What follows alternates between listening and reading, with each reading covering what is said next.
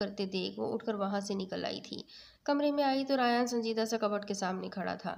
وہ بھاری ہوتے قدموں کے ساتھ اس کی سمت بڑھی۔ اس سے چند قدموں کی فوری دوری پر رکتے آہستہ سے پکارا۔ رایان اس کی آواز پر لب بھیج گیا۔ سارا دن اس نے کوشش کی تھی ریحا سے دور چلے جانے کی، مگر نہیں کر سکا۔ وہ بالآخر اپنا خود کا کیا وعدہ بھولتے واپس لوٹ آیا، کیونکہ اس کی منزل یہی تھی، سو وہ جہاں بھی جاتا لوٹ کر یہیں آنا تھا۔ آئی ایم سوری آن، مجھے آپ سے اس طرح بات نہیں کرنی چاہیے تھی، ہاتھوں کی انگلیاں چٹکاتے ہوئے بولی۔ اٹس اوکے، سنجیدگی سے بولتا وہ خود کو کچھ بھی کہنے سے روک گیا تھا۔ تو کیا میں سمجھوں کہ ہمارا جھگڑا ختم ہو گیا؟ آپ اب ناراض تو نہیں ہیں؟ اس کی اتنی جلدی اٹس اوکے کہہ دینے پر ریحا کو یقین ہی نہیں ہو رہا تھا۔ میری طرف سے کوئی جھگڑا ہوا ہی نہیں تھا، کیونکہ لڑائی وہاں ہوتی ہے جہاں کبھی دوستی رہی ہو، جبکہ ہمارا دور دور تک ایسا کوئی رشتہ نہیں تھا۔ رایان بھی نہ اس کی جانب